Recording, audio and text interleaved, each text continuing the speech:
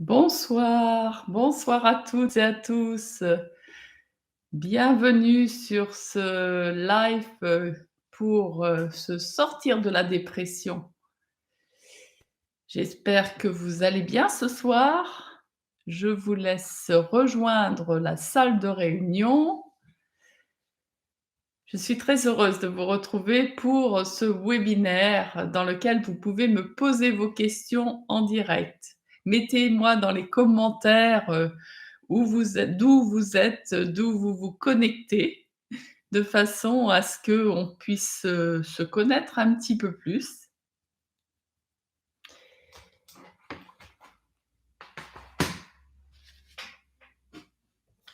Rennes, oui. Fougères, d'accord, Fougères aussi. Et encore. Donc, on part pour une demi-heure d'échange au sujet de la dépression, comment sortir de la dépression. Alors je suis intéressée de savoir si déjà vous avez regardé la vidéo «Comprendre la dépression». Mettez-moi un oui, ou un non dans les commentaires de façon à ce que je sache si j'en fais un résumé ou pas. Allez-y.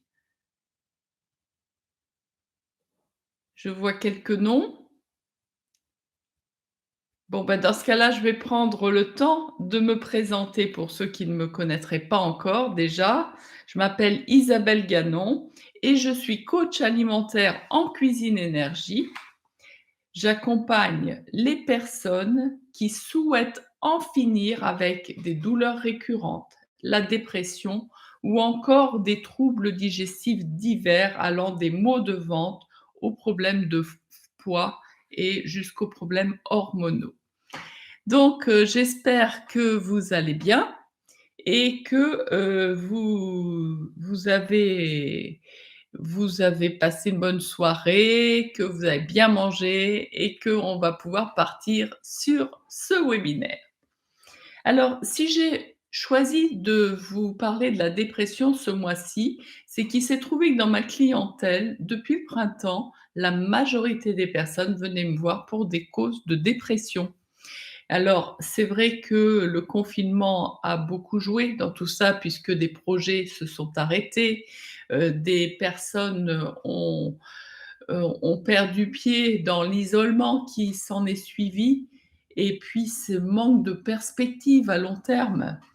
Alors, c'est pour ça que, je vais vous expliquer ce qui m'a conduite à m'intéresser à la dépression et donc à pouvoir accompagner les personnes. Alors, tout simplement par le fait d'y être passée. J'ai été, j'ai vécu un burn-out alors que j'occupais les fonctions de DRH et donc la dépression, je la connais puisque en 2007, je suis passée par cette case. Autant dire que, c'est des moments que j'ai traversés. On ne dispose plus de ses capacités cognitives, on focalise sur ce qui va mal, l'épuisement pour ma part était tel que je n'arrivais plus à aligner 2 idées pour passer à l'action. Quelque chose de très simple, je changeais de pièce pour aller faire quelque chose dans la pièce d'à côté, j'arrivais dans la deuxième pièce, je ne savais plus ce que je venais faire. C'était à ce point. Je passais mon temps, puisque j'ai été arrêtée, je passais mon temps, tout mon temps, rien qu'à gérer l'intendance avec mes 2 enfants. Alors que d'habitude, je gère l'intendance des 2 enfants, en plus de l'activité. Voilà, ça fait partie de la vie et c'est important de l'écouter et d'entendre ce qu'il y a derrière, ce que le corps nous dit. Alors, c'est pas ce qu'on va voir aujourd'hui. Aujourd'hui, on va voir l'approche mécanique et on va expliquer pourquoi. Donc, 1re chose,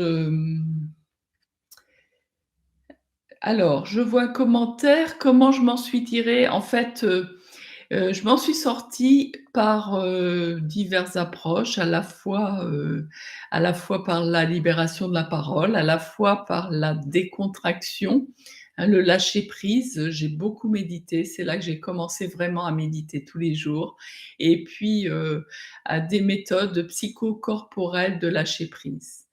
Ça m'a aidée.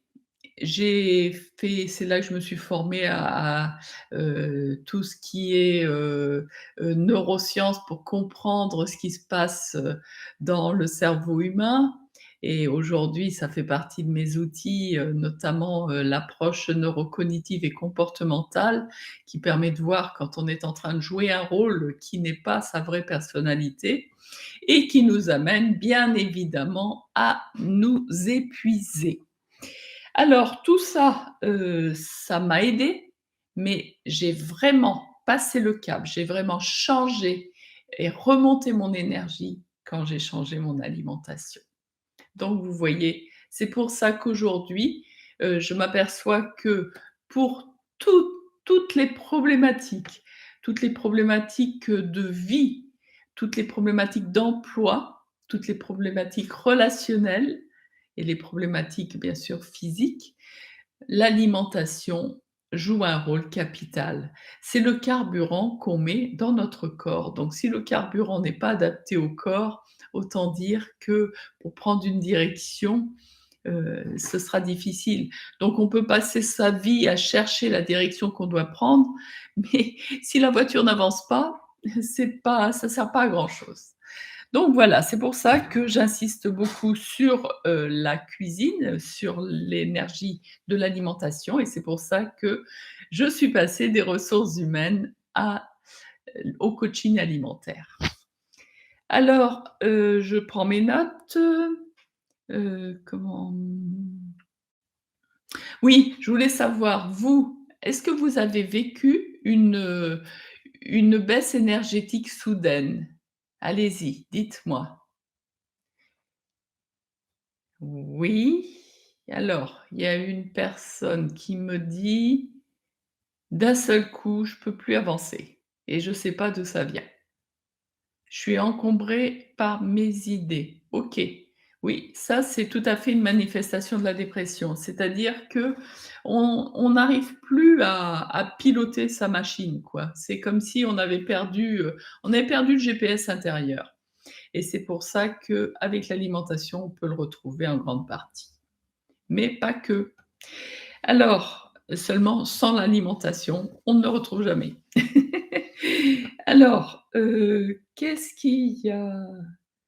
Oui, alors effectivement, j'avais pas repris ce je vois plusieurs personnes qui me disent ne pas avoir écouté, la vidéo précédente «Comprendre la dépression». Alors je vais juste faire un résumé. C'est, déjà, je précise que c'est une approche énergétique que je propose, l'énergie passant par nos pensées bien sûr, nos actions et aussi dépendant en grande partie du carburant qu'on met dans notre corps parce que si on n'a pas, le carburant, on est vite épuisé, hein. Une voiture qui a pas, d'essence dans le moteur, c'est clair qu'elle va rester sur le bord de la route. Voilà, alors le carburant pour nous, c'est ce que nous mangeons.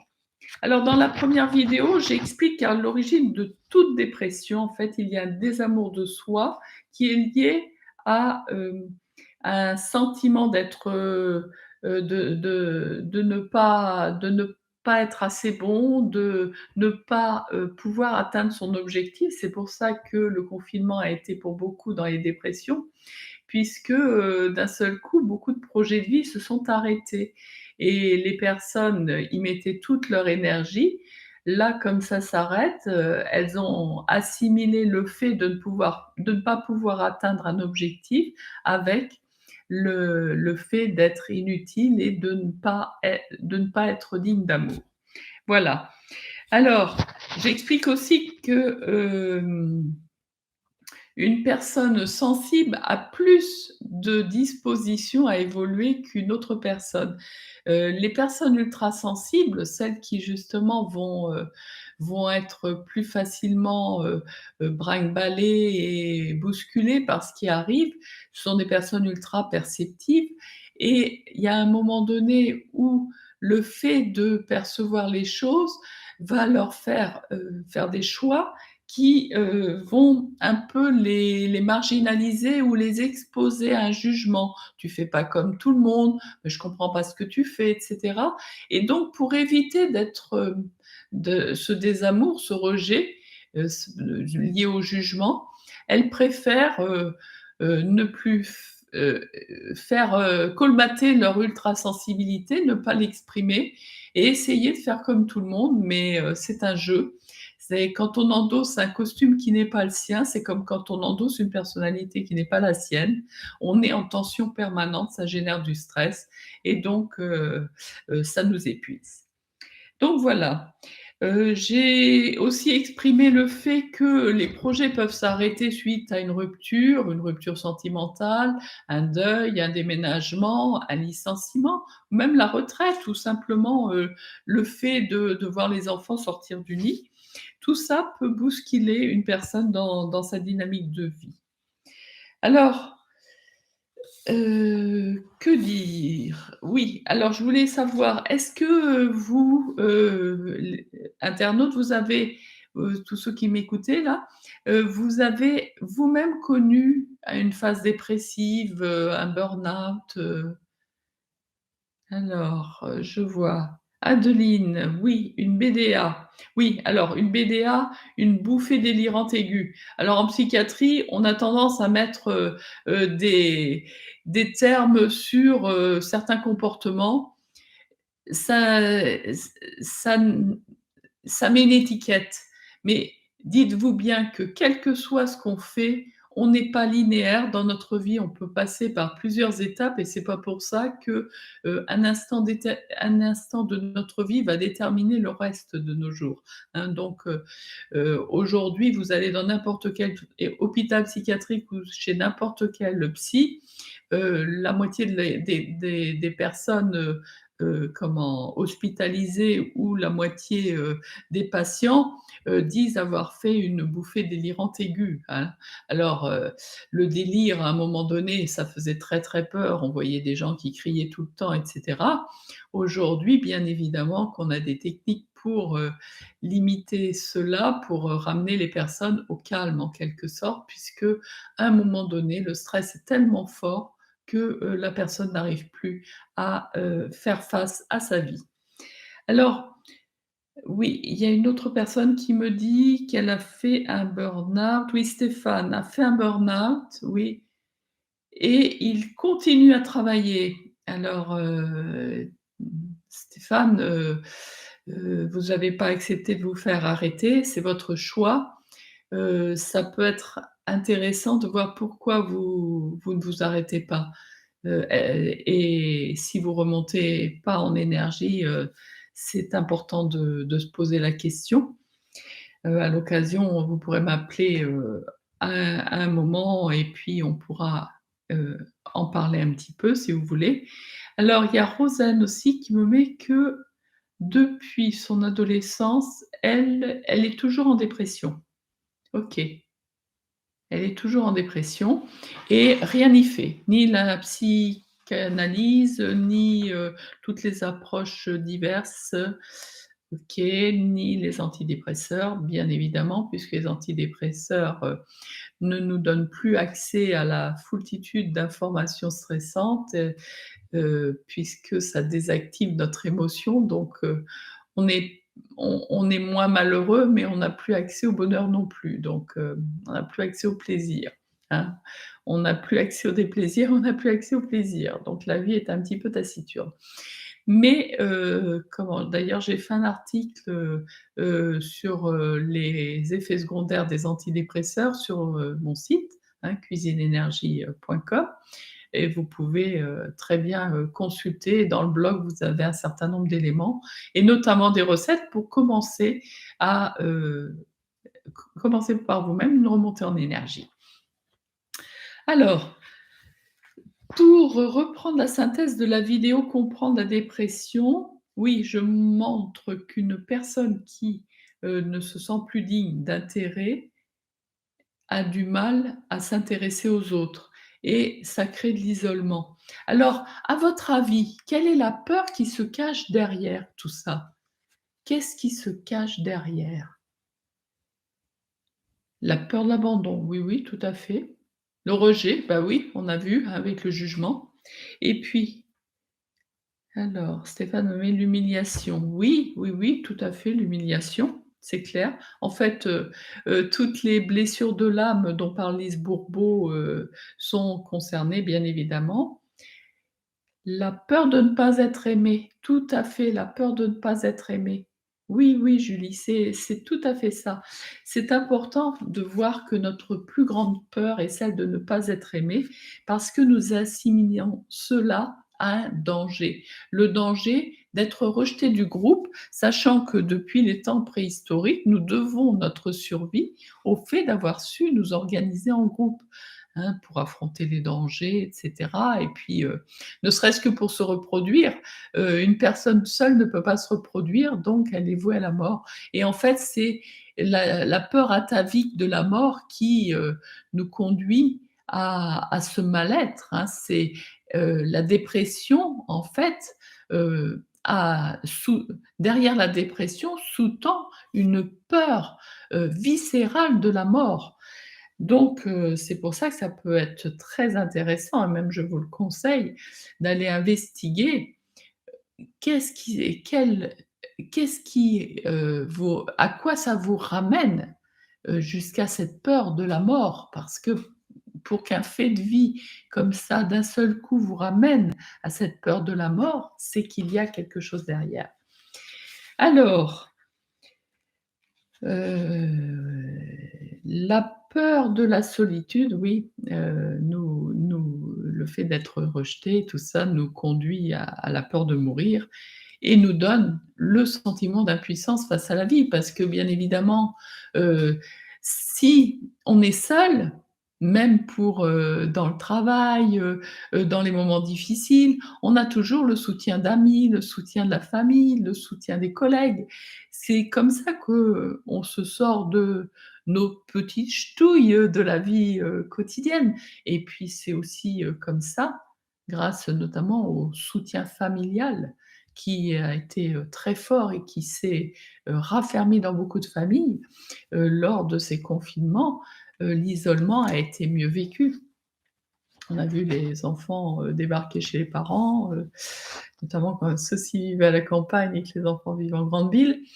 Donc tout ça, ça fait partie de ce qui va nous rassurer, nous permettre d'être plus détendus pour avoir, l'énergie et pouvoir affronter cette peur de la mort qui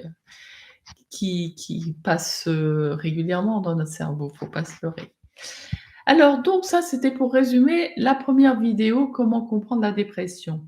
Maintenant, on va voir avec, ce webinaire, comment retrouver le moral. Alors, déjà, je vous ai parlé de stress. Je vous ai parlé de stress, donc on connaît le «stress physique» entre guillemets, le stress, qui fait que, la pensée est complètement, désynchronisée, perturbée, tournant en boucle. Mais il y a aussi le stress oxydatif et le stress oxydatif, c'est quand la chimie de notre corps est complètement perturbée et ça fait que, quel que soit ce qu'on envoie dans le corps, on ne peut plus en assimiler les nutriments, les vitamines et du coup, on n'a plus accès à notre carburant, quel que soit ce qu'on mange. Et donc souvent, comme on est épuisé, on va avoir tendance à se remplir. Regardez, quand on est isolé, qu'est-ce qu'on fait quand on est seul, quand on se sent seul, quand on se sent rejeté? On mange! Et on mange quoi? Des choses sucrées, ce qui est normal puisqu'on est des frugivores, donc on va avoir, besoin de glucose, hein, c'est notre énergie, le glucose. Mais, on va prendre du sucre, du sucre qui se digère mal, hein, du sucre qui va ralentir notre machine, notre mécanisme intérieur.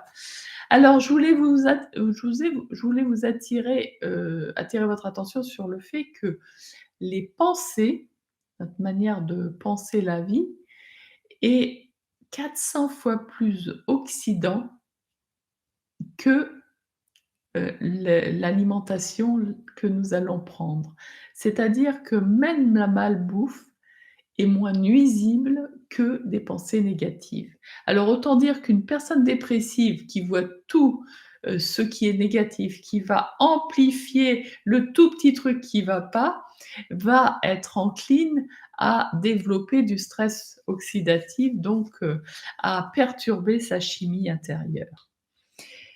Alors, on peut chercher à remonter le moral d'une personne dépressive par la parole, hein, par l'écoute, ça demande beaucoup d'énergie et tant qu'elle n'arrive pas à accéder à sa propre énergie, on a du mal à la faire à prendre une direction et reprendre sa vie. Alors, il y a une autre approche et c'est de celle-là que je vais vous parler aujourd'hui. C'est l'approche qui consiste à transformer son alimentation pour rétablir l'équilibre acido-basique dans son corps. Si on prend la métaphore, du champ, dans le champ, si on met du vinaigre, c'est-à-dire, si, il y a trop d'acidité, plus rien ne pousse, même ce qui est dans le champ va mourir. Et ben, dans le corps, c'est la même chose. Si notre chimie, notre équilibre acido-basique est perturbé et qu'on est en totale acidité, plus rien ne tient. On détruit tout ce qu'il y a comme vitalité en nous. Quand bien même on mange bien, on détruit. Alors, qu'est-ce qu'on fait dans ce cas-là? Quand on a un champ qui a été infesté, alors premièrement, on le laisse à l'air et à l'eau, parce que l'eau va laver cette acidité. Et ben pour nous, c'est la même chose, on va réhydrater. Donc, la première démarche consiste à réhydrater en buvant beaucoup d'eau. L'eau est tellement nécessaire à notre corps, je vous rappelle que notre corps est composé de 70 d'eau, pour être biocompatible avec la Terre qui aussi est composée de 70 d'eau. Alors, il s'agit de boire beaucoup d'eau. Mmh, bon, alors il y a Juliette qui me met: «Je bois beaucoup de thé. Je fais une thermo tous les jours». Merci Juliette, vous me tendez la perche, il s'agit d'eau pure parce que tout ce qui est thé, café, chocolat et cetera, ce sont des excitants, donc ça va accentuer le stress. Et puis autre chose, tout ce qui va être tisane va être diurétique et là, ça va faire qu'on va éliminer les liquides au lieu de les garder, alors qu'on a besoin de remonter notre taux hydrique. Donc buvez de l'eau et rien d'autre, hein. Alors si vous pouvez boire des jus de fruits frais et des jus de légumes faits fraîchement à l'extracteur, bien évidemment, et vous pouvez manger des fruits et des légumes frais qui contiennent beaucoup d'eau dans leur état naturel. Par exemple, des smoothies. Donc régalez-vous avec tout ça. Donc de l'eau et puis, des fruits et des légumes au plus près de leur état naturel. Alors, il y a une personne qui me met: «Si on mange beaucoup de fruits, ça donne des ballonnements». Selon l'état de l'organisme, c'est possible effectivement. Et en fait, les ballonnements sont liés au fait que quand on absorbe beaucoup de vitalité et notamment des aliments remplis d'eau, ça va désencalaminer, ou décalaminer pardon, les particules sèches qui se sont agglutinées le long de nos parois intestinales et donc, en les soulevant, l'oxygène du verre et puis l'hydratation et les gaz qui vont être provoqués pour décoller justement tout ça, vont provoquer, des maux de ventre. Oui, ça peut être possible. C'est pour ça que, dans mes coachings, si vous voulez, j'accompagne les personnes en fonction de leur état de départ et il y a certaines, réformes qui peuvent se faire par étapes. On va pas prendre tout de suite, 50 kilogrammes, de fruits, dans la semaine, hein. Même, après on prend jamais 50 kilogrammes de fruits dans la semaine, rassurez-vous. Alors, donc l'hydratation par l'eau et par les fruits et les légumes frais. Mais des fois, on accompagne suivant l'état de notre organisme. Un autre ingrédient qui est indispensable à la vie, on reprend le champ, c'est le soleil. Tout ce qui va pousser, toute la vie a besoin de soleil.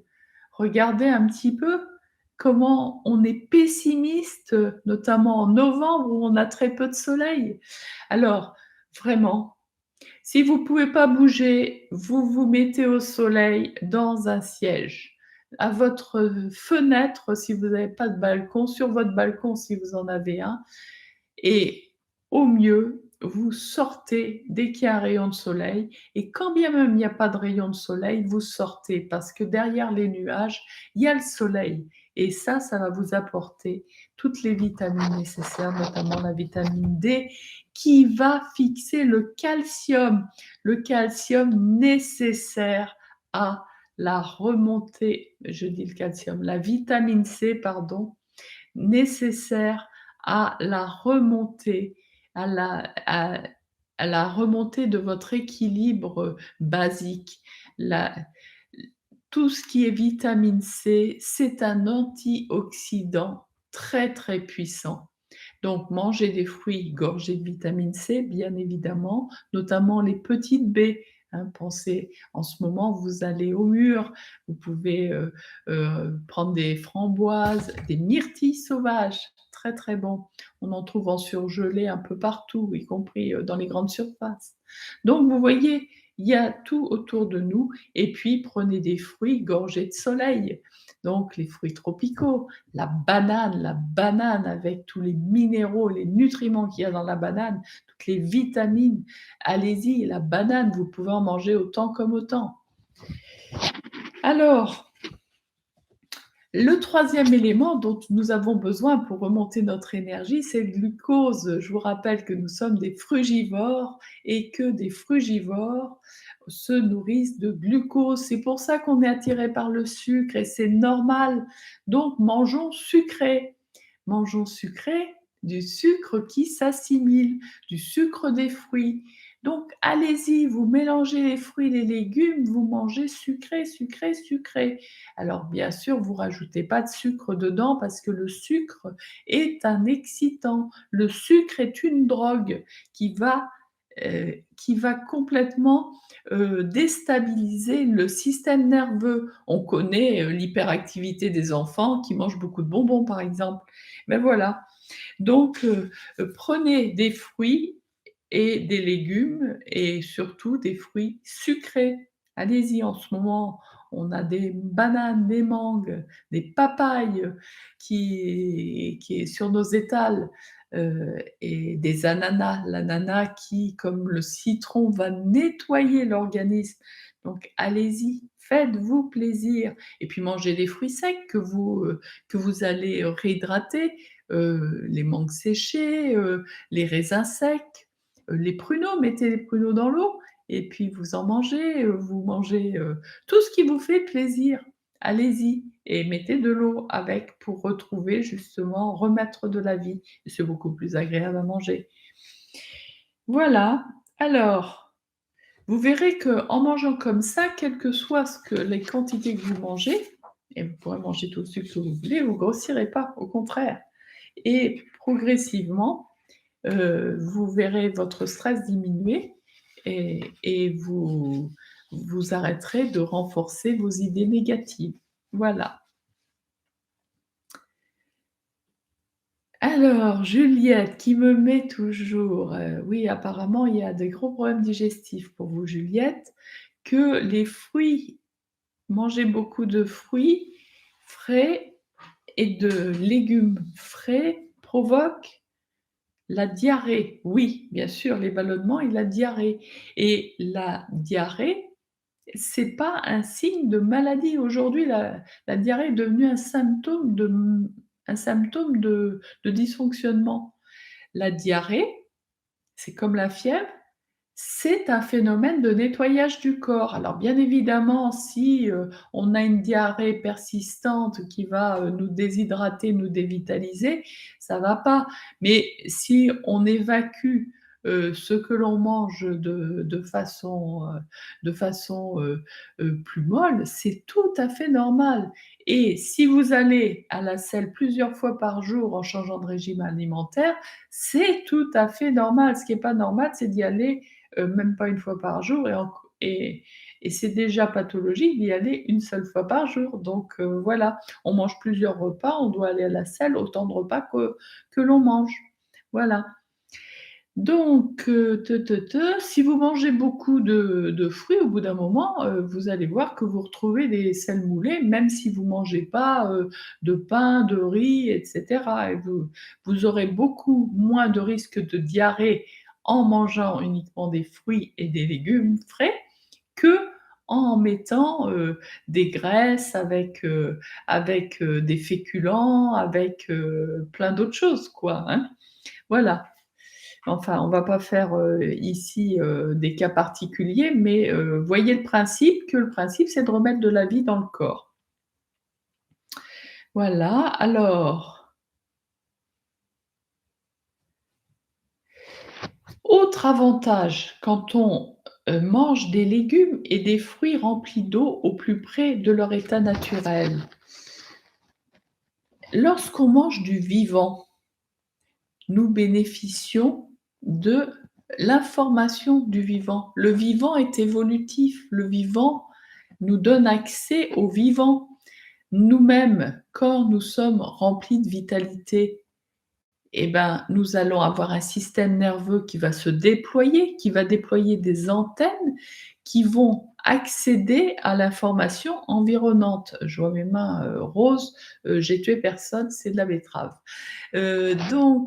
Tout ça pour vous dire que, heu, quand on mange des fruits et des légumes frais, c'est exactement la même chose que nous, quand, on est, dans un état de bien-être, on va se libérer du stress et donc développer nos antennes pour accéder à un réseau d'information plus large et quand on mange des légumes et des fruits à leur état brut, leur Wi-Fi est encore activé, c'est-à-dire qu'on accède aussi à leur réseau d'information. Donc autant vous dire que quand on est, enfermé dans des pensées récurrentes, dans des pensées, négatives, le fait de manger des aliments qui nous donnent accès, aux informations de façon beaucoup plus large, va pouvoir développer des nouvelles idées, des opportunités qu'on va voir et qu'on va pouvoir saisir et du coup, on va pouvoir changer nos habitudes, se remettre en action, retrouver la confiance en nous pour aller vers les autres. Donc tout ça, c'est, du bénéfice pour remonter d'une dépression. Voilà, alors, je vous rappelle que nous faisons partie d'un grand tout et que ce grand tout, nous permet, de, communiquer les uns avec les autres et plus nous nous relions notamment en mangeant du cru, du vivant, en étant en relation avec soi et en acceptant tout ce que nous sommes, y compris, certains moments que nous aimerions ne pas avoir vécu. Ça fait partie de nous, ça fait partie de notre histoire et ça forme, ça constitue le matériau qui fait que nous sommes nous aujourd'hui. Donc, quand nous mangeons vivant, nous nous développons notre conscience d'être, d'appartenir au grand tout, c'est-à-dire nous sortons de cette vision isolée du monde et de cette pensée étriquée qui va faire que on va se focaliser sur trouver la solution seul. Nous sommes avec tout ce qui existe, nous sommes avec notre environnement, alors servons-nous-en pour, accéder à une vie beaucoup plus riche. Est-ce que tout ça, c'est clair pour vous? Oui, merci pour les petits pictos, la reconnaissance. Ah, je vous remercie, ça me fait chaud au cœur, ça me fait vraiment plaisir de partager ça avec vous. Alors moi, j'ai besoin de savoir, si vous avez d'autres questions, sur ce qui s'est dit dans ce webinaire. Et si vous l'écoutez en replay, s'il y a des questions, je les reprendrai. Si vous écoutez en replay cette vidéo, vous pouvez poser vos questions dans les commentaires, je vous répondrai le plus vite possible, hein. Alors, pour ceux qui souhaitent commencer une réforme alimentaire pour retrouver le moral, venez découvrir nos formules d'accompagnement sur, cuisineenergie.com. Vous pouvez parcourir, tout le blog et essayer des recettes que nous mettons à votre disposition pour garder la pêche. Donc allez-y, commencez par vous-même. Alors si, ce live vous a plu, likez et partagez-le aux personnes que ça pourrait aider parce que la dépression, c'est vraiment un fléau actuel et parce qu'on s'isole. Donc relions-nous, tendons les mains et relions-nous ensemble. C'est devenu un fléau sociétal qui s'est amplifié avec l'isolement accru lié à la situation sanitaire. Alors soyons solidaires de ceux qui souffrent et qu'ils retrouvent le moral. Donc merci de votre participation et à très bientôt. Le prochain webinaire aura lieu, le dernier mardi, de septembre. Je crois que c'est le 28, que je vous dis ça tout de suite. Oui, le 28 septembre et aura pour thème la fatigue chronique. Comment sortir de la fatigue chronique? À très bientôt. Bonne soirée à vous.